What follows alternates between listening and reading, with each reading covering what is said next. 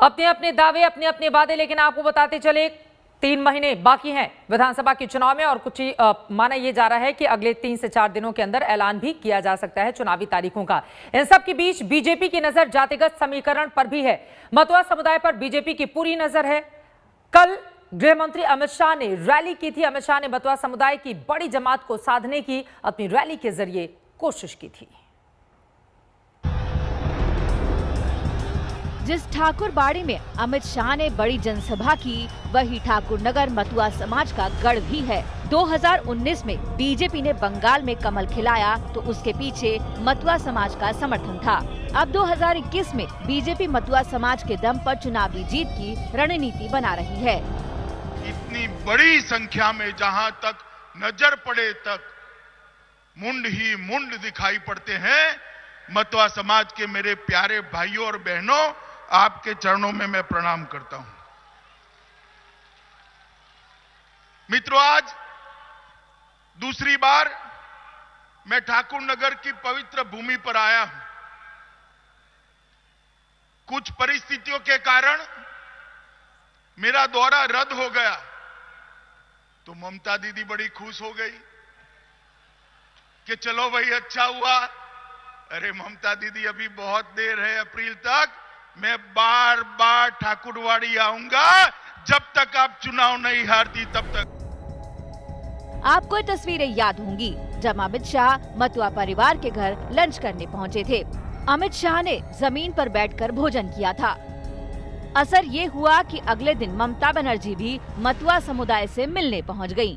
आखिरकार ऐसा क्यों, आप आंकड़ों से समझिए। बंगाल में मतुआ एक प्रभावशाली हिंदू दलित जाति है। मतुआ दलितों का करीब 50 विधानसभा सीटों पर प्रभाव है।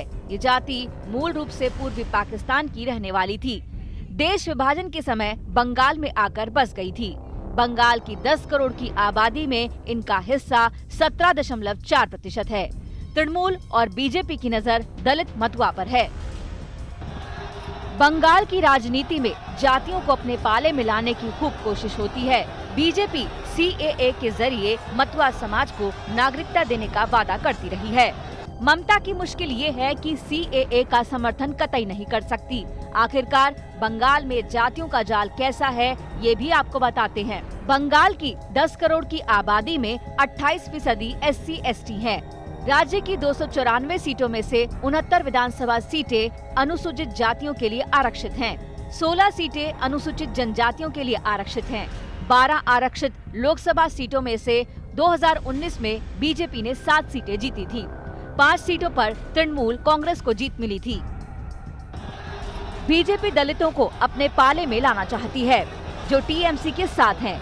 ममता ने मतुआ समुदाय को अपने साथ रखने के लिए पत्ते खोल दिए हैं। मतुआ समाज को 1000 रुपए महीना वृद्ध पेंशन। मतुआ समाज के लिए विकास बोर्ड को 10 करोड़, करीब 5 लाख मतुआ को जमीन का अधिकार, आदिवासी देवताओं के देवस्थलों की मरम्मत। बंगाल में बांकुड़ा, पश्चिमी मिदनापुर, झारग्राम, पुरुलिया और बीरभूम में अनुसूचित जातियों और जनजातियों के प्रभाव वाले क्षेत्रों में बीजेपी अपनी जड़ें जमाने में लगी हुई है। आज तक ब्यूरो। नमस्कार, मैं हूं अंजना ओम कश्यप। हमें उम्मीद है ये वीडियो आपको पसंद आया होगा। लेटेस्ट खबरों के लिए यूं ही देखते रहिए आज तक और इस वीडियो के पसंद आने पर लाइक, शेयर एंड सब्सक्राइब करना ना भूलें।